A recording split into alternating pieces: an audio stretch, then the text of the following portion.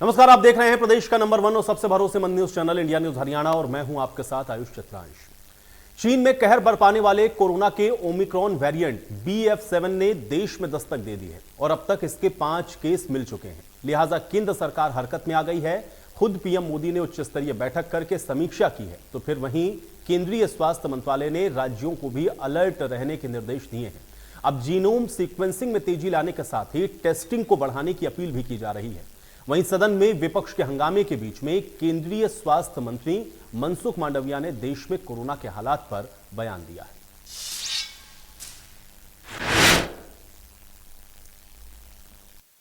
कोविड-19 के नियमन में चल रहे लगातार प्रयत्नों के अंतर्गत और विश्व में बढ़ रहे कोविड के केसों को देखते हुए केंद्रीय स्वास्थ्य मंत्रालय वैश्विक स्थिति पर नजर रख रहा है। कोविड-19 के बदलते वेरिएंट से सार्वजनिक स्वास्थ्य के सामने जो चुनौतियां पैदा हो रही है, उस पर सरकार लगातार कदम उठा रही है।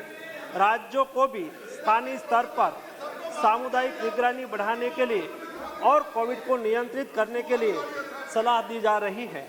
राज्यों को जीनोम सीक्वेंसिंग बढ़ाकर सभी पॉजिटिव केसों का जीनोम सीक्वेंसिंग करने की सलाह दी गई है, जिससे अगर देश में कोई नया वेरिएंट आता है तो समय से उनकी पहचान कर सार्वजनिक स्वास्थ्य के लिए कदम उठाया जा सके। आने वाले त्योहार और नए साल को ध्यान में रखते हुए राज्यों को सतर्क रहकर लोगों का मास्क पहनना, हैंड सैनिटाइजर करना, रिस्पायरेटरी हाइजीन का ख्याल रखना और सामाजिक दूरी बनाए रखने की जागरूकता लानी चाहिए। राज्यों को कोविड वैक्सीन की प्रिकॉशन डोज बढ़ाने पर और लोगों को प्रिकॉशन डोज की अहमियत के प्रति जागरूकता लाने के लिए भी कदम उठाना चाहिए। अंतर्राष्ट्रीय हवाई अड्डे पर विदेश से आने वाले हवाई यात्रियों के 2% कोविड RT-PCR रैंडम सैंपलिंग भी आज शुरू कर दी गई है। तो वहीं हरियाणा के स्वास्थ्य मंत्री अनिल विज का कहना है कि अगर कोरोना की लहर फिर से आती है तो हरियाणा उससे लड़ने के लिए पूरी तरह से तैयार है। अस्पतालों में पर्याप्त मात्रा में ऑक्सीजन और दवाइयां उपलब्ध है। पूरी तरह से तैयारी है हमारी और पिछले जो लहर आई हैं उनसे अनुभव लेते हुए सबसे ज़्यादा दिक्कत तो टेस्टिंग की थी। हिंदुस्तान में सारों को पुणे जाना पड़ता था टेस्टिंग कराने के लिए। अब RT-PCR मशीन मैंने हर ज़िले में लगा दी है हरियाणा के।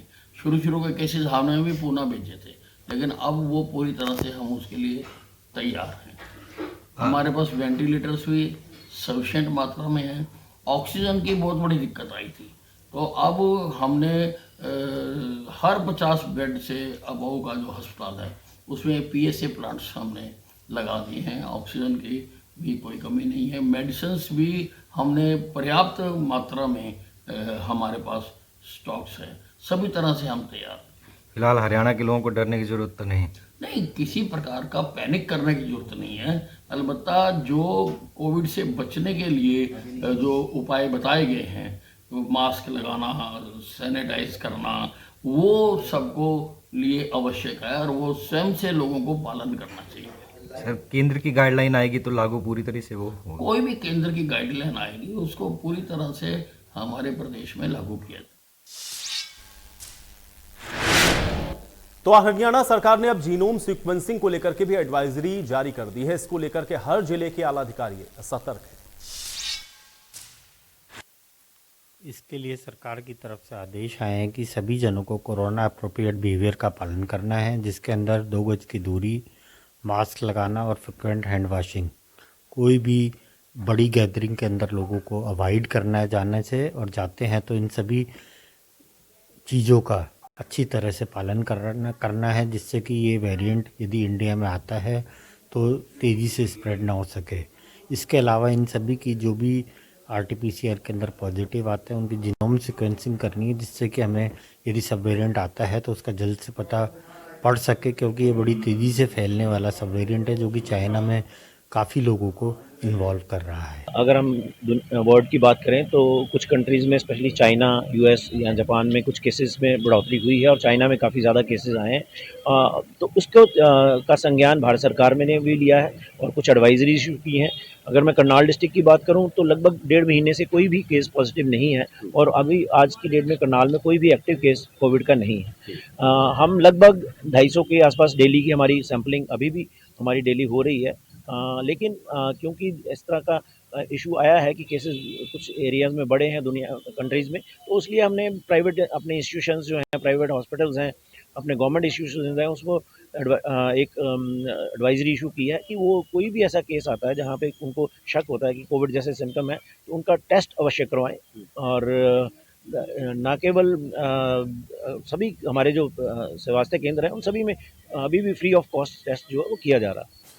कोरोना इन्फेक्शंस जैसे हमारे देश के अंदर पहले भी लहरा चुकी हैं, उसको देखते हुए रोहतक के अंदर जो भी कमी थी वो सारी की सारी पूरी हो चुकी हैं और हमारा ऑक्सीजन की एट प्रेजेंट रोहतक के अंदर किसी भी तरह की कोई कमी नहीं है। अगर हम पीजीआईएमएस की बात करें तो हमारे पास यहाँ पर 500 बेड हैं और 4 पीएसए प्लांट और लग चुके हैं और डिस्ट्रिक्ट सिविल हॉस्पिटल के अंदर हमारे पास पीएसए प्लांट प्रॉपर वे से फंक्शनिंग है और 75 है आईसीयू बेड हम यहाँ पर मैनेज कर सकते हैं। बी टाइप के सिलेंडर हमारे पास सफिशेंट मात्रा में उपलब्ध हैं और सब डिविजनल हॉस्पिटल के अंदर हमारे कलानौर और महम के अंदर भी पीएसए प्लांट फंक्शनल हैं और वहाँ भी 20-20 हमारे जो हैं ऑक्सीजन बेड लगे हुए हैं। तो चलिए, ये तो बात हुई कोरोना के नए वेरिएंट की और उससे निपटने की तैयारियों की, लेकिन इससे जुड़ी हुई राजनीति क्या है ये भी आपको समझाते हैं। आपको ये बता दें कि कोरोना के खतरे को देखते हुए केंद्रीय स्वास्थ्य मंत्री मनसुख मांडविया ने राहुल गांधी को पत्र लिखकर भारत जोड़ो यात्रा में कोरोना के नियमों की पालना कराने की अपील की, लेकिन राहुल गांधी कोरोना को बहानेबाजी बता रहे हैं। राहुल गांधी का यह कहना है कि बीजेपी भारत जोड़ो यात्रा से डर गई। अब इन्होंने नया आइडिया निकाला है। मुझे चिट्ठी लिखी कि कोविड आ रहा है, यात्रा बंद करो। कोविड आ रहा है, यात्रा बंद करो। अब भैया मतलब अब देखिए, अब यात्रा को रोकने के लिए बहाने बन रहे हैं। मास्क पहनो, यात्रा बंद करो, कोविड फैल रहा है, सब बहाने हैं। हिंदुस्तान की शक्ति से, हिंदुस्तान की सच्चाई से ये लोग डर गए हैं। ये सच्चाई। अब इन्होंने नया। तो चलिए, अभी आप सुन रहे थे राहुल गांधी को भारत जोड़ो यात्रा के दौरान ही उन्होंने ये स्टेटमेंट दिया है। हालांकि कोविड को लेकर के पूरे दुनिया के अंदर आपने देखा है कि अचानक से चूंकि चाइना, साउथ कोरिया, जापान जहां पर बहुत तेजी के साथ केसेस बढ़े, नतीजा यह है कि उसको लेकर के अलर्ट मोड पर अब हिंदुस्तान भी है। यहां पर भी आप देख रहे हैं कि इसको लेकर के एडवाइजरी है और इसी को लेकर के जो पत्र लिखा गया उस पर राहुल गांधी ये कह रहे हैं कि ये सब भारत जोड़ो यात्रा को रोकने के लिए है। लेकिन अब इसी से जुड़े हुए कुछ अहम सवाल हैं, पहले उस पर नजर डालते हैं, उसके बाद आज की चर्चा की शुरुआत करेंगे। कोरोना का नया वेरिएंट क्या चौथी लहर की दस्तक है? आज की बड़ी बहस का यह पहला सवाल बहुत महत्वपूर्ण है क्योंकि यह हमें और आपको समझना है। दूसरा सवाल यह है कि नए वेरिएंट से निपटने के लिए हम कितने तैयार। बहुत सारे आपने देखे स्टेटमेंट हमने आपको सुनवाए, तैयारियों की बात हुई, लेकिन कितने तैयार हैं आज हम ये समझेंगे। तीसरा सवाल यह है कि भारत जोड़ो यात्रा रोकने के लिए क्या कोरोना का बहाना बनाया जा रहा है? राहुल गांधी को आप सुन रहे थे, उन्होंने इस बात को कहा है और यही सवाल अपने आप में बहुत महत्वपूर्ण है। इन सवालों के साथ आज की चर्चा में आगे बढ़ते हैं। सभी मेहमान मेरे साथ जुड़ गए हैं, पहले उनका परिचय आपके साथ करवा देते हैं। प्रवीण अत्रे जी हमारे साथ जुड़ रहे हैं, प्रवक्ता हैं भारतीय जनता पार्टी के। प्रवीण अत्रे जी, बहुत स्वागत आपका इस चर्चा में। रविंद्र ढूल जी हमारे साथ जुड़े हुए हैं, प्रवक्ता हैं कांग्रेस पार्टी के। रविंद्र ढूल जी, आपका भी स्वागत है। रमेश ठाकुर जी हमारे साथ जुड़े हुए हैं, वरिष्ठ पत्रकार हैं। रमेश ठाकुर जी, आपका भी स्वागत है। और डॉक्टर पुनीता हसीजा जी हमारे साथ जुड़ रही हैं, चेयरपर्सन है IMA की। डॉक्टर पुनीता हसीजा जी, आपका भी इस चर्चा में स्वागत है। डॉक्टर पुनीता हसीजा जी, चर्चा की शुरुआत आज मैं आपसे करूंगा क्योंकि पॉलिटिकल बातें हम लोग रोज करते हैं। अभी जो चौथा वेरिएंट है या फिर BF7 जिसको हम लोग अभी मान रहे हैं, जिसके 5 केसेस अभी रिपोर्ट हुए हैं, पहले तो इसको लेकर के क्या स्थिति है, इसको कैसे देखा जाए? और दूसरा, क्या एक बार फिर से उसी स्थिति में हम लोग चले जाएंगे? क्योंकि ये सवाल लोगों के जहन में बराबर उठ रहा है, कैसे इससे हम लोग निपटेंगे, कैसे इसको देखा जाए, कैसे इसको अभी लेकर के हम लोग तैयार हैं? आपका पहला रिएक्शन मैं इसी पर चाह रहा हूं। थैंक यू सो मच इस पे चर्चा करने के लिए, क्योंकि ये अभी जो हमारा इसमें हम इस दौर पे आ रहे हैं, ये नया वेरिएंट जो आ रहा है, डेफिनेटली हमें थोड़ा सा तो सतर्क रहने की जरूरत है, बट पैनिक करने की जरूरत अभी नहीं है बिल्कुल। 4 केस आए हैं, सबकी जीनोम सीक्वेंसिंग हो गई है, और आगे भी ये इंस्ट्रक्शंस दे दी गई हैं हमारे सिविल सर्जन सर के द्वारा। और सब लोगों को हम ये अवेयर करना चाहते हैं कि अगर आपको जो सिम्टम्स हैं, खांसी के, जुकाम, बुखार, और स्पेशली बॉडी एक जो इसमें बहुत ज्यादा एक पर्टिकुलर सिम्टम है, वो अगर होता है तो अपने डॉक्टर से जरूर सलाह लें। और इस वेरिएंट की जो एक बहुत खास बात है कि एक तो ये फैलता बहुत जल्दी है, और इसकी जो मारक क्षमता है वो भी बहुत ज्यादा है। मतलब नॉर्मल जो हमारे अभी वेव्स आए उसके हिसाब से 10 से 20% तक इसकी एक्स्ट्रा है जो ये हमारे को असर कर सकता है। जी जी। तो डेफिनेटली घबराने की बात है, लेकिन हमें पैनिक नहीं करना है, इसके लिए तैयारी करनी है हमें। और सबसे पहले तो हमें ही कोविड एप्रोप्रिएट बिहेवियर फॉलो करना चाहिए। हमें मास्क पहन के चलना चाहिए, सैनिटाइजेशन के पर पूरा ध्यान रखना चाहिए, और जितना हो सके हमें सोशल डिस्टेंसिंग मेंटेन करनी चाहिए। अभी देखिए, अभी जो है हम लोग थोड़ा मास्क के प्रति लापरवाह हो गए हैं, लेकिन क्योंकि मैंडेट नहीं था, अब सरकार की तरफ से भी आ गया है, और हम खुद समझदार नागरिक हैं, तो हम मास्क पहनना शुरू कर देना चाहिए हमारे को।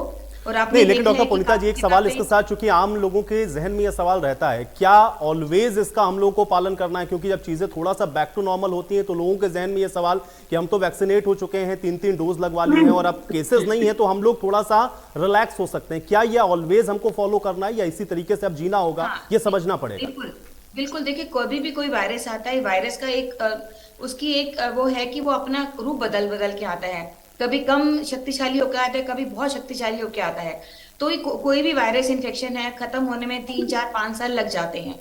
और जैसा कि है कि बाहर आने से हमारी इम्यूनिटी डेफिनेटली इंप्रूव होती है। हमने देखा है वैक्सीनेशन इंडिया में बहुत अच्छा हुआ है, और हम सबों को वैक्सीनेशन की वजह से जो 80-90% वैक्सीनेशन हुआ है, और अब 3rd डोज भी लगवाया है लोगों ने। तो हम सबसे रिक्वेस्ट आपके माध्यम से करना चाहेंगे, अगर किसी ने बूस्टर डोज नहीं लिया है तो कृपया करके ले लीजिए, क्योंकि उसकी असर आने में टाइम लग जाता है।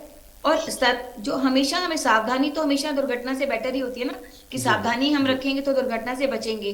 तो मास्क, एक सिंपल एक मास्क ही तो पहनना है हमारे को, और अपने आप को जरा सा भी सिम्टम होके लापरवाही ना बरतें, और अपने सेल्फ मेडिकेशन ना करें। कि बहुत हमने देखा गया कि जब केस बिगड़ने लगता है तब लोग हॉस्पिटल आते हैं। अगर आप कम सिम्टम्स में ही अपने नियर बाई डॉक्टर, जो आपकी फैमिली फिजिशियन है, उनको दिखा लेंगे, तो वो आपको टाइमली टेस्टिंग के लिए एडवाइस करेंगे। और गवर्नमेंट की तरफ से गाइडलाइंस आ चुकी हैं, और अभी आज हमारे IIMA की तरफ से भी गाइडलाइंस दी गई हैं कि जीनोम सीक्वेंसिंग से हमारे को उसकी वेरिएंट का पता करना बहुत जरूरी है, क्योंकि जो ये वेरिएंट है ये थोड़ा सा घातक है कंपेयर टू पिछले वाले वेरिएंट से। ये स्प्रेड जल्दी करेगा, और इसकी जो मारक शक्ति है वो भी काफी ज्यादा है। तो हमें सतर्क तो डेफिनेटली रहना है। चलिए पुनीता जी, आपने बहुत इंपॉर्टेंट बात कही है कि हम लोगों को बहुत ज्यादा सतर्क और अलर्ट रहने की जरूरत है। प्रवीण अत्रे जी, अब आते हैं इसके पॉलिटिकल बैकग्राउंड पर। अभी राहुल गांधी को आप लोग सुन रहे होंगे, क्योंकि जो पत्र लिखा गया केंद्रीय स्वास्थ्य मंत्री की तरफ से, उससे पहले बहुत सारे नेताओं ने भी यही बात कही कांग्रेस के, और अब खुद राहुल गांधी ने भी कहा कि देखिए, जो समर्थन मिल रहा भारत जोड़ो यात्रा को, उसलिए ये सारी चीजें अब आप लोगों ने शुरू कर दी कि भाई मास्क लगा लीजिए, सोशल डिस्टेंसिंग का पालन करिए। कैसे निपटेंगे? राहुल गांधी तो कह रहे हैं सब आप लोग डर गए उनकी यात्रा से। जी जी जी, देखिए, मैंने भी सुना, और मैं कांग्रेस नेताओं के बयान भी सुन रहा था। जहां तक समर्थन मिल रहा है उसके ऊपर मैं किसी भारतीय जनता पार्टी के नेता के बयान का जिक्र नहीं करूंगा, मैं कांग्रेस के नेता के ही बयान का जिक्र करूंगा। जब यात्रा मध्य प्रदेश में थी तो कांग्रेस के सांसद नकुल नाथ, जो कमलनाथ जी के सुपुत्र हैं, एक बार राहुल जी उनका बयान सुन लेते। नकुल नाथ ने खुद ये बात कहा कि यात्रा फ्लॉप रही, जनता जुड़ नहीं रही है। ये नकुल नाथ का बयान है। अब बात आती है कि जो बार बार कहा जा रहा है कि देखिए बीजेपी डर गई, भारतीय जनता पार्टी डर गई। सबसे पहले तो यह समझना बड़ा जरूरी है, जो कांग्रेस झूठ का प्रोपेगेंडा कर रही है, या यूं कहिए जिस तरह से कांग्रेस के नेता विक्टिम कार्ड खेलने की कोशिश कर रहे हैं, विशेष तौर पे राहुल गांधी जिस तरह का विक्टिम कार्ड खेल रहे हैं। जो ये पत्र लिखा गया है, ये केवल अकेला राहुल जी को नहीं लिखा गया, ये पहले तो जनता को भी जानना बहुत जरूरी है। स्वास्थ्य मंत्रालय ने 20 तारीख को सभी प्रदेशों की मुख्यमंत्रियों को एडवाइजरी जारी की। राहुल जी यात्रा, क्योंकि राहुल जी यात्रा चला रहे थे, और स्वास्थ्य मंत्री ने खुद स्पष्ट कर दिया कि कुछ राजस्थान के सांसदों ने स्वास्थ्य मंत्री को पत्र लिखे ये चिंता जाहिर की कि भारत जोड़ो यात्रा के अंदर जो यात्रीगण चल रहे हैं, जो लोग चल रहे हैं, उनमें से कुछ लोग कोरोना पॉजिटिव पाए गए हैं। उसका सबसे बड़ा उदाहरण हिमाचल के मुख्यमंत्री सुखविंदर सिंह सुक्खू, क्योंकि सुखविंदर सिंह सुक्खू यात्रा में शामिल होकर जब दिल्ली आए तो वो कोरोना पॉजिटिव पाए गए। अब एक स्वास्थ्य मंत्री का ये दायित्व बन जाता है कि हमारे देश के लोग बीमार ना पड़े। उन्होंने अपने दायित्व का निर्वहन करते हुए सभी मुख्यमंत्रियों को एडवाइजरी जारी कर दी। जो अशोक गहलोत साहब है उनको भी एक चिट्ठी लिखी, राहुल जी को भी चिट्ठी लिखी कि अगर कोरोना की गाइडलाइंस का पालन करें। देखिए बार बार कांग्रेस के लोग ये प्रचारित करने की कोशिश कर रहे हैं कि देखिए यात्रा। लेकिन प्रवीण जी देखिए, इसी से रिलेटेड मेरा एक सवाल ये है, क्योंकि जब आप ये कहते हैं, खासतौर से क्योंकि आप बार बार राजस्थान का जिक्र कर रहे हैं, तो राजस्थान में पैरेलल एक यात्रा आप लोगों की भी चल रही थी, वहां पे जन आक्रोश यात्रा उसको आप लोगों ने नाम दिया। सतीश पुनिया जी उस यात्रा की अगुवाई कर रहे थे। वहां तो केंद्रीय मंत्री ने कोई पत्र नहीं लिखा, भाई उनको भी तो लिखते ना, वहां पर भी तो भीड़ आ रही थी। नहीं, ये भी देखिए, ये भी गलत जानकारी है। आपको पहले तो ये बता दूं कि वो यात्रा स्थगित कर दी गई। वो आज स्थगित हुई है, वो यात्रा आज स्थगित हुई है। ये आज का अपडेट है, मुझे पता है। मैं कह रहा हूं कि जब पत्र लिखा तो एक पत्र पैरेलल उधर भी तो जाना चाहिए था ना। नहीं, देखिए ऐसा है कि उस यात्रा के कन्वीनर को भी चिट्ठी लिखी गई। एडवाइजरी तो केंद्रीय स्वास्थ्य मंत्रालय के द्वारा यूनिवर्सिटीज और कॉलेजेस को भी जारी हुई है।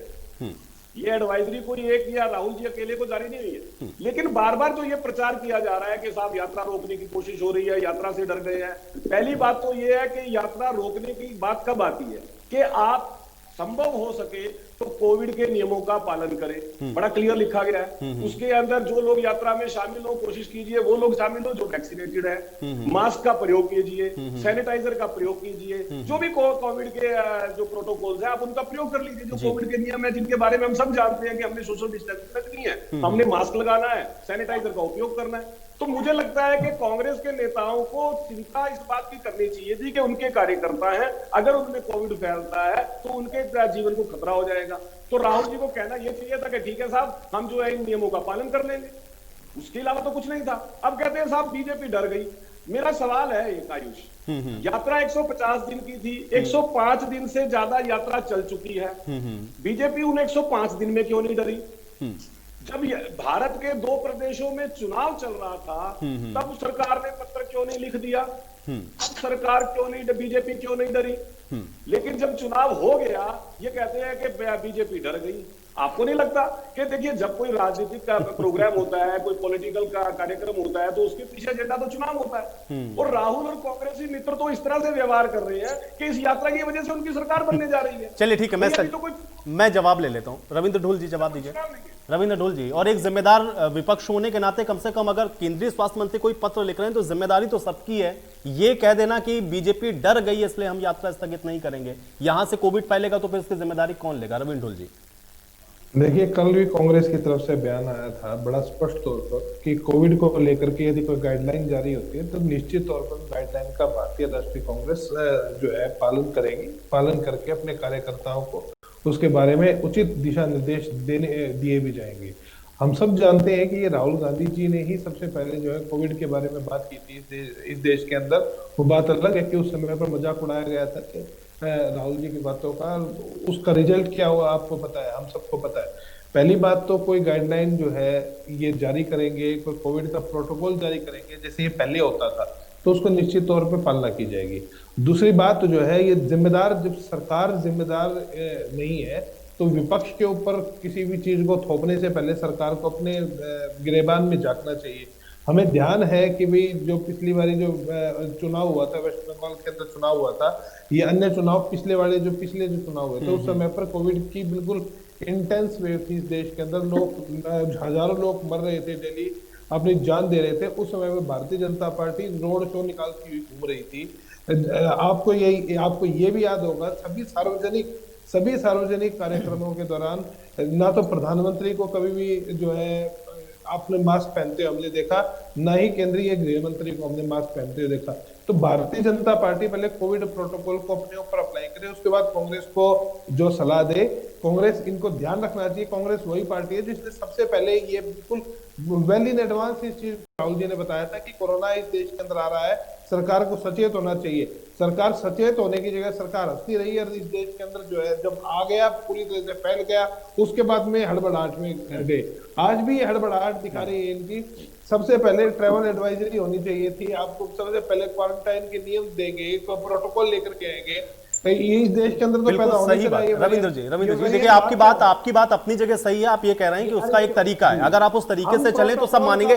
लेकिन मुझे बताइए रविंद्र जी, पुरानी जो तमाम चीजें हैं क्या उनसे हम सबक नहीं लेंगे? एक जिम्मेदार नागरिक होने के नाते तो कम से कम उस एडवाइजरी का इंतजार क्यों करना है? जब कहा जा रहा है या फिर डॉक्टर्स भी कह रहे हैं या अगल बगल देशों में आप देख रहे हैं क्या हो रहा है, तो कम से कम उस जिम्मेदारी को उठाते हुए, ठीक है सरकार बाद में गाइडलाइन जारी करेगी, आप तो बिहेव कर सकते हैं ना वैसा। नहीं हम डॉक्टर थोड़ी ना है, डॉक्टर सरकार गाइडलाइन जारी करेगी, गाइडलाइन जारी करे, प्रोटोकॉल का हम पालन करेंगे। किसने मना किया प्रोटोकॉल का पालन करने से? लेकिन उसके लिए यात्रा के ऊपर राजनीतिक सलाह देना, वो भी एक ऐसी पार्टी के द्वारा जिसने सबसे ज्यादा इस प्रोटोकॉल की धज्जियां उड़ाई है, तो मेरे हिसाब से वो अनुचित है। नहीं तो मेरा प्रोटोकॉल अगर जारी नहीं होता है तो आप ये मान के चल रहे हैं कि नहीं है, मतलब कोरोना जैसी कोई चीज नहीं है? मैंने ऐसा कुछ नहीं कहा। राहुल जी ने सबसे पहले कोरोना की बात उठाई थी, मैंने कहा कि प्रोटोकॉल का इंतजार है, सरकार प्रोटोकॉल जारी करेगी तभी मानेंगे। फिर जिम्मेदारी कहां है रविंद्र जी? नहीं रविंद्र जी आपकी बात ठीक है, मैं प्रोटोकॉल वाली बात से इनकार नहीं कर रहा। मैं ये कह रहा हूं रविंद्र जी, करने का काम किया क्या रविंद्र ढोल जी मैं ये कह रहा हूं कि एक जिम्मेदार पार्टी होने के नाते आपको क्या लगता है, प्रोटोकॉल का इंतजार करना चाहिए या अगर इस तरह का कोई अलर्ट है तो कम से कम मान लेना चाहिए? सर अलर्ट में लिखा कहा है कि क्या क्या करना है, ये बताए तो सही क्या करना है हमें। ठीक है चलिए, अभी मतलब दोबारा से बताना हो, ठीक है मैं समझ गया। पुनीता जी भी बता देंगे क्या करना है, ठीक है, लेकिन उसके लिए एडवाइजरी का हम लोग इंतजार कर लेते हैं। ठीक है ढोल साहब ठीक है, आपने कहा कि पता नहीं है कि क्या करना है, आपने कहा कि पता नहीं। ठीक है प्रवीण जी मैं आऊंगा, अभी रमेश जी एक सवाल में प्रवीण जी मैं आता हूं रमेश जी ये जो पॉलिटिक्स हो रही है कोविड को लेकर, क्योंकि हम लोग लगातार देख रहे हैं फर्स्ट वेव से लेकर के अभी तक जब भी इस तरह का इशू आता है तो दोनों तरफ से हम लोग देखते हैं कि पक्ष विपक्ष एक अलग तरह की राजनीति इस पर शुरू हो जाती है। अभी भारत जोड़ो यात्रा को लेकर के एक तरफ तो कोविड का चौथा वेरिएंट है, डॉक्टर्स की अपनी बातें हैं, अलग अलग देशों में हम लोग अलग अलग परिस्थितियां देख रहे हैं, लेकिन ये जो राजनीति हो रही है कैसे इसको आप देखते हैं? देखिए सच्चाई तो ये है, चाहे पहली वेव रही हो, दूसरी रही हो, तीसरी रही हो, जनता ने खुद से जीना सीख लिया है। उनको पता है जब ये चीजें होती हैं, विपत्ति एक बार आती है तो ना पक्ष आता ना विपक्ष आता, ये बात बिल्कुल पूरी तरीके से जनता को पता है। अब अगला अगर वेव आ रहा है तो ये एकदम ये चीजें क्यों हुई, ये सोचने समझने वाली बात है। क्योंकि चाइना के अंदर नवंबर जब लगा था उसके शुरुआत में ही ये BF7 जो वेव है वहां से स्टार्ट हो गई थी, जो नया वेरिएंट है। उस समय चुनाव चल रहे थे, कोई किसी को परवाह नहीं थी, ना कांग्रेस के ना बीजेपी को। लेकिन अब आपको भी पता है विपक्ष भी खाली है, पक्ष भी खाली है और ठंड भी बढ़ रही है। समीक्षा बैठक के नाम पे चाय बिस्किट नाश्ता भी हो रही है। लेकिन इस समय दोनों की जिम्मेदारी बनती है, अगर आप सही से देखो विपक्ष की पहले बनती है, विपक्ष की जिम्मेदारी ये बनती है, ये सवाल कर सकते हैं हुकूमत से, सेंट्रल गवर्नमेंट से भी, स्टेट गवर्नमेंट से भी, कि आप लोगों के 3 जो वेव हम निकली हैं पूरे हिंदुस्तान में, उसमें कई लोग हताहत हुए हैं। तब से लेके अब की तैयारी क्या है? क्या ऑक्सीजन की तैयारी पूरी हो गई है? नर्सेस, डॉक्टर, दवाइयां, बेड्स, हॉस्पिटल, क्या सारे इंतजामात हैं कि अगर दूसरा कोई वेरिएंट आ जाता, उससे अगर आप हताहत होते हैं, क्या उससे निपटने की आपके पास तैयारी है? ये कांग्रेस का एक बड़ा डेलीगेट चाहे राष्ट्रपति साहब से मिले या प्रधानमंत्री से समय लेके मिल सकते तो चीजें निकल पाती हैं। अब आ जाती हुकूमत की बात। हुकूमत ने जिस तरीके से कल से अब तक माहौल बनाया है कि ऐसा बना दिया है कि ये वाला वेरिएंट तो पूरा हिंदुस्तान में उतर आया है, बहुत ज्यादा फैल चुका है। ऐसा कुछ नहीं है, आप इसको पैनिक करने की जरूरत नहीं है, आप डराओ मत। जनता पहले डरी हुई है, बहुत ज्यादा भयभीत है। अरे इन लोगों का कुछ नहीं हो जाता, हमें आपको मजदूरी करनी है भैया, हमें सुबह जाना है, बच्चों के लिए पेट भरने के लिए हमें कमाना है। अगर ये नहीं होता है तो हम लोग घरों में कैद हो जाएंगे, फिर और दिक्कत आ जाती है। ये जनता की जो परेशानी है कोई समझ नहीं पा रहा है। अब सरकार जिस तरीके से ये अलर्ट और जिस तरीके से समीक्षा ये सब चीजें हो रही है, सबसे पहले जरूरत इस बात की थी कि चाइना में अगर ये चीजें हो रही हैं तो चाइना से आने वाली फ्लाइट, यहाँ से जाने वाली फ्लाइट को तत्काल प्रभाव से बंद कर देना चाहिए। जो 3-4 केसेस मिले हैं तो वहां के आए हुए लोग हैं, तभी वो चीजें मिल पाएंगे। आपको सबसे पहले प्रतिबंध लगाना चाहिए चाइना से आने वाली फ्लाइटों को लेके। उसके बाद में अब आप आ जाते हो आपने तैयारी क्या करी, बिंदुवार तरीके से आपको सरकार को, जनता को बताना चाहिए कि हमारे पास ये सारी तैयारी है। उससे पहले आपने डराना शुरू कर दिया कि मास्क लगाना। अरे मास्क तो कोई भी अपनी जान की परवाह करेगा, सब भी मास्क लगा रहे हैं, कोई पीछे नहीं हट रहा है। जब से ये चीजें हुई हैं, हर एक व्यक्ति डॉक्टर से सलाह ले रहा है कि हमें क्या करना चाहिए, क्या नहीं करना चाहिए। तो ये पक्ष नहीं, लेकिन रमेश जी कहां पर मास्क लगा रहे हैं? मतलब मास्क लगाया हुआ तो कोई भी नहीं दिखता। अभी आप पब्लिक प्लेस पे चले जाइए, वहां देख लीजिए, यात्रा का जिक्र हो रहा था, यात्रा में देख लीजिए, पॉलिटिशियंस को देख लीजिए, पक्ष विपक्ष दोनों तरफ देख लीजिए, कौन मास्क लगा रहा है? तो आम जनता वो भी। देखिए, मास्क के बाली देखो लगाने वाली बात है, कोई जिंदगी भर नहीं लगा पाएगा। उनको पता लगेगा कि हाँ, इस समय सतर्कता में बरतने की जरूरत है, इस समय खतरा है, हर कोई लगाएगा, सबको अपनी जान की परवाह है। लेकिन एक रैली निकलने से कोरोना आ जाएगा, पहाड़ टूट जाएगा, हिमालय नीचे गिर जाएगा, ऐसा नहीं होगा। आपकी भी रैली निकल रही थी, आप भी चुनाव में व्यस्त थे, सब कुछ थे। हल ये नहीं है, हल कुछ और आपको निकालने होंगे। कोरोना चाइना से क्यों निकल रहा है, सारे वेरिएंट और सारे के सारे केंद्र वहीं क्यों बन पा रहा है, ये चीज को मुझे लग रहा पूरे विश्व बिरादरी को जांच करने की जरूरत है। हालांकि कोई ऐसा वैज्ञानिक आधार नहीं आया कि क्या ये मानवीय है, क्या मानव द्वारा निर्मित है। कई चीजों को रिसर्च करने की जरूरत है। कुछ ऐसी बहसें हैं जो बीच में छूट गई हैं, पहले दम तोड़ चुकी हैं। मुझे लग रहा सारी सरकारों को मिलके इस पे बहस करनी चाहिए। वजह आप कुछ भी चीजें होती है आप जनता पे थोप देते हो, मास्क लगाओ, ये पाबंदियां, वो पाबंदियां, सबको अपनी चिंता है भाई। मास्क लगा लेंगे, जब आप बंदिश लगा दोगे, मास्क का अलर्ट आप जारी कर दोगे, कौन नहीं मास्क लगाएगा। बीच में फ्री थे, इस समय मास्क नहीं लगा रहे थे, तो आपकी चुनावी रैलियां हो रही थी, चाहे पश्चिम बंगाल का हो जाए, गुजरात का हो जाए, हर जगह रैलियां हो रही थी। अभी कांग्रेस के साथी ने बिल्कुल सही कहा, जिस समय कोरोना पीक पे था उस समय चुनाव पश्चिम बंगाल के हो रहे थे, तड़ातड़ लाशें गिर रही थी, लोग मर रहे थे। क्या उस समय आपको नहीं दिखाई दे रहा था? सारी चीजें जनता के ऊपर थोड़ी आप टालोगे। खैर, पुरानी बात है, पुरानी बातों पे नहीं आएंगे, नई चीजें हैं, नई चीजें। नहीं, इसीलिए मैंने कहा ना रमेश जी, पुरानी चीजों से सीखते हुए कम से कम आज के दौर में हम कहां पर हैं, इस पर तो हम लोग को गौर करना चाहिए ना। और नहीं सीख रहे हैं तो फिर उसका ही तो भुगतान करना पड़ेगा ना। इसलिए तो समझने की जरूरत है ना, हम लोग को तो अवेयर करना है। डॉक्टर पुनीता, बिल्कुल सही बात है। नहीं, देखिए ठीक है रमेश जी, लेकिन कोरोना भी ये देखकर थोड़ी ना आएगा ना कि वो प्रवीण अत्रे के पास ना जाए, रवीन ढोल के पास ना जाए, आयुष के पास आ जाए, रमेश जी के पास चला जाए, ऐसा नहीं है। वो किसी को भी हो सकता है, इसलिए सबको समझना है। तो मीडिया शुरुआत से मीडिया तो कह रही है वीआईपी क्या नाम बीमारी है।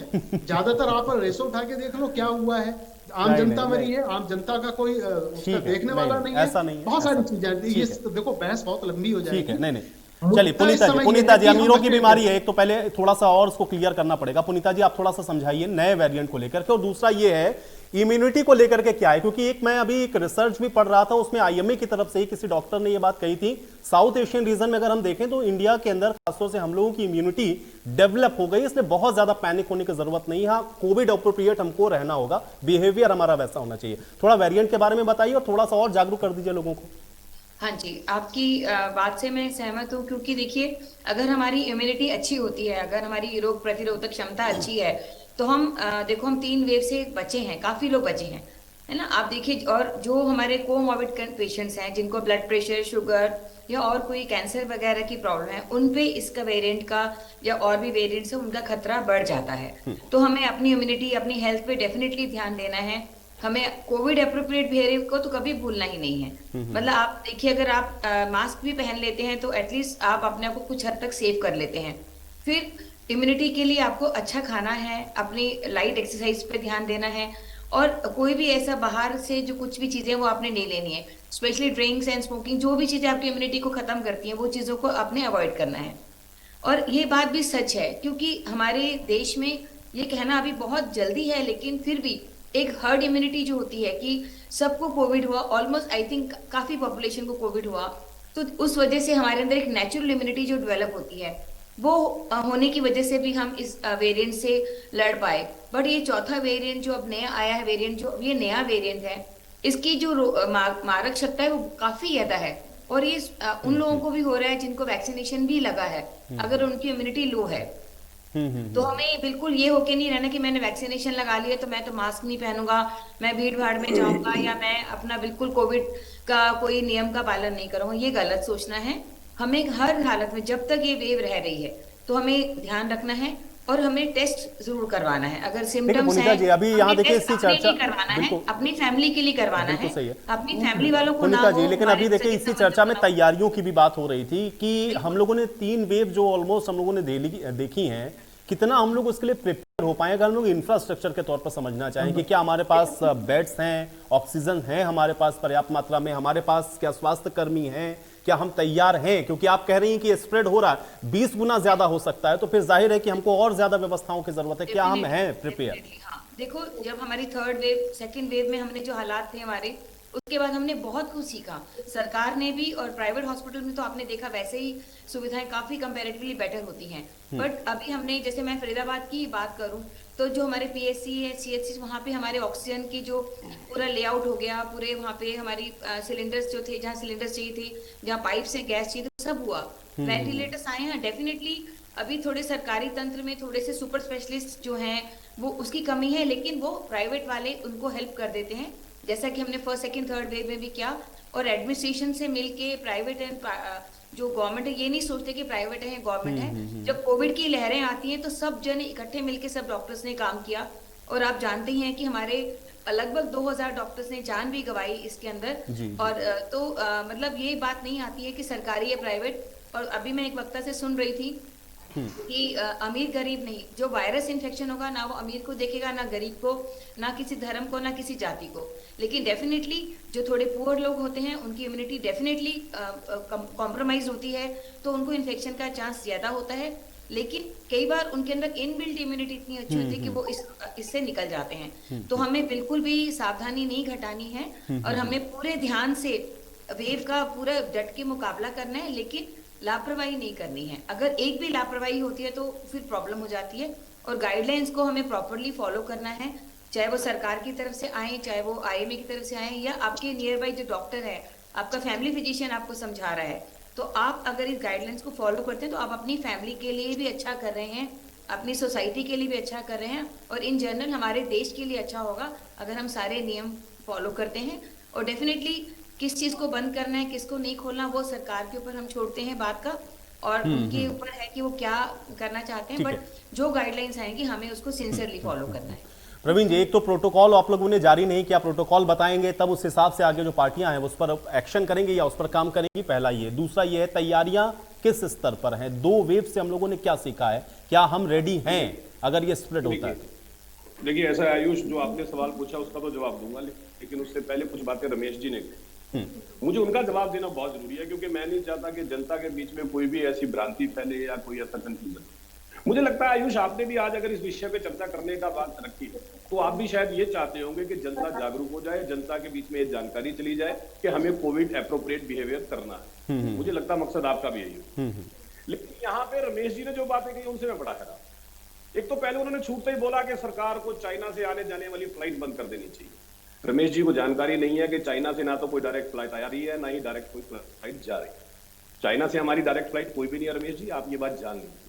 वाया जरूर आते हैं लोग चाइना के, लेकिन डायरेक्ट कोई फ्लाइट का हमारा चाइना से इस वक्त आना जाना नहीं है। दूसरा, सरकार ने रैंडम टेस्टिंग एयरपोर्ट पे शुरू कर दिया 2 दिन से, वो हम सभी जानते हैं, वो सब चर्चा के बीच में पहले भी आ चुका है। समझना ये होगा कि सरकार ने ये एडवाइजरी क्यों जारी, सरकार ने भी जारी की है, उधर इंडियन मेडिकल एसोसिएशन ने भी अपनी एडवाइजरी जारी की है। जिस तरह की खबरें, जिस तरह के जानकारी अंतरराष्ट्रीय स्तर पे हमारे पास पहुंच रही हैं, चाइना के बारे में जिस तरह की जानकारी आ रही है, 4.25 लाख के करीब केसेस पर डे आ रहे हैं, लगभग 60% जनता जो है चाइना की वो कोविड से इफेक्ट हो जाएगी, ये सारी जानकारी हमें मिल रही है। और ये पिछले 5-6 दिन के अंदर जिस तरह से वहां हालात बने, उसके बाद अमेरिका से जानकारी आनी शुरू होगी पिछले 5 दिनों के अंदर कि वहां केसेस बढ़ने शुरू हो गए, जापान में बढ़ने शुरू हो गए, ब्राजील में बढ़ने शुरू हो गए, साउथ कोरिया में बढ़ने शुरू हो गए। तो जब इस तरह की जानकारी पिछले 5-6 दिन में आनी शुरू हुई, ये बात मैं फिर कहूंगा कि बिल्कुल ठीक है, पैनिक होने की जरूरत नहीं है। हमारे देश में वो हालात नहीं है, अभी तक केवल 5 केस मिले हैं हमें BF7। लेकिन सरकार ये चाहती है कि जनता पहले से सतर्क हो जाए, चौकन्ना हो जाए। और सरकार ने केवल इतना ही कहा है कि जो कोविड बिहेवियर है आप उसका पालन कीजिए। अगर आप भीड़ भाड़ वाली जगह पे जाते हैं तो मास्क लगा लीजिए, आप अपने हाथ साबुन से धोइए, सैनिटाइजर उपयोग करते हैं सैनिटाइजर उपयोग कीजिए। सरकार ने तो केवल इतना कहा है। सरकार भी नहीं चाहती कि पैनिक हो, क्योंकि अभी तक ऐसे हालात नहीं है। लेकिन यहाँ पे जिस तरह से बात की जा रही है, मैं उस बात से हैरान। तैयारियों की बात के साथ बताइए तैयार है। देखिए, अगर रमेश जी ने डॉक्टर मांडविया जो हमारे स्वास्थ्य मंत्री हैं, आज जब उन्होंने पार्लियामेंट में इसके ऊपर जवाब दिया, अगर सुन लिया होता तो मुझे लगता है ये सवाल पूछने की जरूरत ही ना पड़ती। अनिल विज जी की जो बाइट आपने सुनाई है, अगर वही ध्यान से सुन ली होती तो मुझे लगता है ये सवाल पूछने की जरूरत ही ना हो। अनिल भी साहब ने बड़ा स्पष्ट बता दिया कि पहले हमारा जो तजुर्बा रहा वो तजुर्बा क्या था कि हमारे पास टेस्टिंग की समस्या थी, जितने भी हमारे सैंपल थे हमें पुणे भेजने पड़ते थे। आज हालात ये है कि हर जिले के अंदर हमारे पास लैब है सरकार की, प्राइवेट लैब है वो अलग थी। आज स्थिति ये है कि हमारे 50 बेड से ज्यादा के हॉस्पिटल में ऑक्सीजन प्लांट लगे हुए हैं, ऑक्सीजन की कोई कमी नहीं है, मेडिसिन की कोई कमी नहीं है। मतलब सरकारी तंत्र, सरकार की जहां तक बात है वहां पे पूरी तैयारियां हैं, कोई दिक्कत वाली बात नहीं है। लेकिन प्रिकॉशन इज बेटर। तो हमें पहले अगर हम इस तरह से जो कोविड बिहेवियर है उसको अडॉप्ट कर लेंगे तो शायद हमें जरूरत ही ना पड़े। हालांकि एक्सपर्ट भी ये कह चुके हैं क्योंकि ये जो BF7 है ये ज्यादा फैलता जरूर है, इन्फेक्शियस ज्यादा जरूर है, लेकिन अभी तक की जो रिपोर्ट है इसकी वो ये है कि ज्यादा इसका जो, क्योंकि आपको हॉस्पिटलाइज नहीं होना पड़ता, आप घर में क्वारंटाइन होकर ठीक हो जाते हैं, इस तरह की रिपोर्ट्स भी आ रही है। मैं डॉक्टर गुलेरिया को कल सुन रहा था तो वो यही बातें बता रहे हैं। अब बात आ जाती है जो रविंद्र जी कह रहे थे कि साहब प्रोटोकॉल जारी करे, सरकार प्रोटोकॉल जारी करे। भाई सरकार ने अभी तक केवल अपील की है क्योंकि अभी ऐसी स्थिति नहीं है। अपील केवल ये किया, वो चिट्ठी भी अगर पढ़ लेते उसमें बड़ा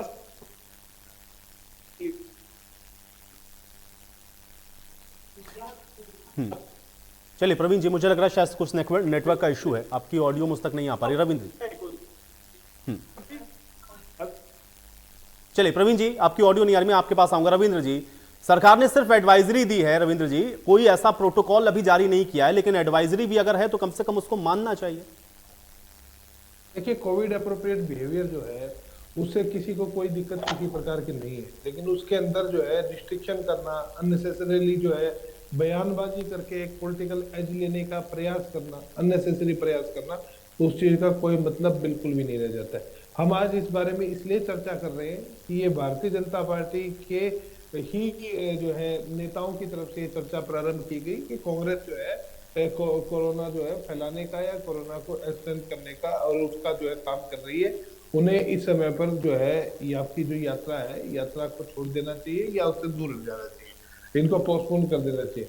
मैं 2-3 दिन से मैं खुद भी सुन रहा हूँ इस तरह की चर्चाएं डिबेट्स के अंदर, तो इन बातों में कोई मतलब नहीं है। हम आज भी सलमान खुर्शीद जी का बयान यदि आप देखें तो आज भी उनका बयान आया और कांग्रेस पार्टी का आधिकारिक स्टैंड है कि जो भी कोविड अप्रोप्रिएट जो भी बिहेवियर होगा, जो कि सरकार की तरफ से कभी भी जारी होता है कोई भी चीज, उसको बिल्कुल स्ट्रिक्टली फॉलो किया जाएगा। उसमें कोई किसी प्रकार की और कोई रोक नहीं होगी और कोई भी उसके अंदर को कोताही नहीं बरती जाएगी। हम जो है पूरी तरह से इस बात को लेकर के संजीदा है कि कोरोना एक भयावह बीमारी है। हमने तो विपक्ष होते हुए तो कांग्रेस ने तो बाकायदा जो है एक हेल्पिंग हैंड की तरह के अपनी जिम्मेदारी बनाते हुए सेकंड वेव के दौरान तो बखूबी बहुत काम किया है। हमें पता है हरियाणा के अंदर कितना काम हुआ था, हमें कुछ कहने की जरूरत नहीं है। ये एक साझी जिम्मेदारी है सभी राजनीतिक पार्टियों की कि इस चीज को लेकर के दें, लेकिन इसके ऊपर राजनीति करने से पहले इनको ये बात समझ लेनी चाहिए और अपने खुद के इसके अंदर गिरेबान में जरूर झांकना चाहिए। कांग्रेस अपनी जिम्मेदारी से नहीं भागेगी। रमेश ठाकुर जी, प्रवीण अत्रे जी जो बात कह रहे हैं कि भाई देखिए हम लोग तो वैसे भी पहले से भी इन सारी चीजों को लेकर के अलर्ट पर हैं, और दूसरा ये है कि जो सरकार एडवाइजरी जारी कर रही है उसके लिए अभी पैनिक करने के लिए उसने कोई प्रोटोकॉल जारी नहीं किया। एडवाइजरी है, लोगों को मान लेना चाहिए, इसमें क्या दिक्कत है? नहीं, उन्होंने तो देखो बिंदुवार तरीके से मेरी बात का भी और ढोल साहब जी का सबका उन्होंने बिंदुवार तरीके से उन्होंने जवाब दिया। उनका कहने का मतलब है कोई समस्या नहीं है, चाइना से कोई आ नहीं रहा, कोई जा नहीं रहा, सारी फ्लाइटें बंद हैं और सारी फ्लाइटें है ही नहीं है, डायरेक्ट फ्लाइट ही नहीं है रमेश जी, बंद नहीं है, डायरेक्ट नहीं है और दाएं बाएं से भी कोई नहीं आ रहा है। अरे वाया तो मैंने बोला है प्रभु, वाया तो बोला लोग आते हैं तो कोई नहीं आ रहा। दरअसल क्या ना आप ऐसे यहाँ पे ना देखिए इनके साथ में दिक्कत मतलब ये है जिस तरीके से इन्होंने पार्लियामेंट में भी ये बता दिया कि एक भी व्यक्ति ऑक्सीजन से मौत नहीं हुई है, मतलब शर्म आनी चाहिए, सरकार को शर्म आनी चाहिए, इनके लोगों को शर्म आनी चाहिए। मुझे लग रहा है 200 साल के बाद 100 साल के बाद में जब इतिहास लिखा जाएगा तो इसमें इनको इतना शर्मसार होना पड़ेगा, लोगों को इतना शर्मसार होना पड़ेगा। तो मुझे लग रहा है शायद जनता इनको माफ ना करे, तो जनता इनको माफ ना करे। इन्होंने डिक्लेयर कर दिया था कि एक भी ऑक्सीजन से मौत नहीं हुई है, तो इन लोगों से क्या बहस करा जाए? इनको शर्म नहीं आती है, जरा भी उनको शर्म नहीं आती है।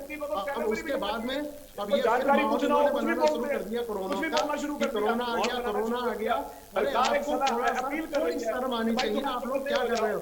एडवाइजरी जारी हो रही है, आप उसको अपील कह रहे हो, अपील जारी हो रही है, उसको कुछ आप कह रहे हो, आप इस तरीके से काउंटर कर रहे हो। इतनी बड़ी बीमारी आ रही है, उसके बावजूद भी आप इस तरीके से अगर बोलोगे तो आप जैसे जनता को पैनिक करने का प्रयास कर रहे हैं। आपने नहीं तो रमेश जी सरकार को इस समय मतलब लोगों को ये नहीं बताना चाहिए, लोगों को नहीं बताना चाहिए कि कोविड जैसा भी कुछ हो सकता है या अगल बगल हमारे देश में जो हो रहा है, तो इस तरह से कोई कुछ भी बताने की जरूरत नहीं है लोगों को। सरकार का काम है, सरकार तो बताएगी ना, एडवाइजरी तो कम से कम देगी सरकार। उसके बैठ के ऊपर ये चिटकारे लें, ये तो वो गिन वाली बात कर रहे हैं कि जनता जो है परेशान। एक सेकंड रमेश जी, मैं वही कह रहा हूँ ना, जैसे पिछली बार इन्होंने कह दिया था कि ऑक्सीजन से कोई किसी की मृत्यु नहीं हुई है, मतलब शर्म नहीं आती इन लोगों को, शर्म नहीं आती है। और सरकारों में क्या हो रहा है, किस तरीके से एडवाइजरी बनाई जा रही है, क्या खेल चल रहा है, ये सब इनको पता है। क्या इन्होंने खेल बना रखा है और क्या वो कर रखा है। इनको कहे चुप करो, चुप करो बहनों, इनको चुप करो या फिर इनको बोलने दो। राजनीति की आप बोलो, मैं हैरान हूं, आप जनता को पैनिक करने का प्रयास कर रहे हैं, जनता को सही जानकारी नहीं दे रहे हैं। आपको पता था चाइना के अंदर हमला इतनी है डायरेक्ट, जानते थे आपने बैठ के बोल दिया था फ्लाइट बैन कर। ठीक है प्रवीण जी एक सेकंड रमेश जी की बात आने पहले। हाँ रमेश जी। आयुष जी देखिएगा, सरकार का सबसे बड़ा फेलियर क्या है। अभी आईएमए की जो प्रेसिडेंट बैठी हुई है हरियाणा, जो प्रतिनिधित्व करती है, वो शायद मेरी बात को सही से समझेंगी। कोई महिला जब किसी शादी ब्याह में नाच रही है, नाचते नाचते गिर के मर रही है, ड्राइवर गाड़ी चला रहा है वो मर रहा है, कोई मंचन कर रहा है किसी मंच के ऊपर वो मर रहा है, तो ये जो मौतें लगातार हो रही है, इसका हालांकि वैज्ञानिक आधार कोई नहीं है। ये कहा जा रहा है जो कोरोना का टीका लगा है उसका बैड इफेक्ट है। इस पे सरकार ने अभी कोई भी स्थिति स्पष्ट नहीं करी है, और उसके बाद इतना पैनिक हो गए लोग, इतना डर गए हैं। 95% ये अभी हमारे कोरोना के टीके। ठीक है, आपने ये जो आपने जो इशू उठाया, मैं पुनीता जी से इस पर हाँ एक क्लैरिफिकेशन, ये भी लोगों को वैक्सीनेट होना जरूरी, क्योंकि पुनीता जी ने कहा कि भाई अगर बूस्टर डोज नहीं लगवाई तो वो लगवा ले, लेकिन ये जो स्थिति हो रही है इस पर स्टैंड क्या है? डॉक्टर पुनीता सीजा जी थोड़ा सा क्लियर करें।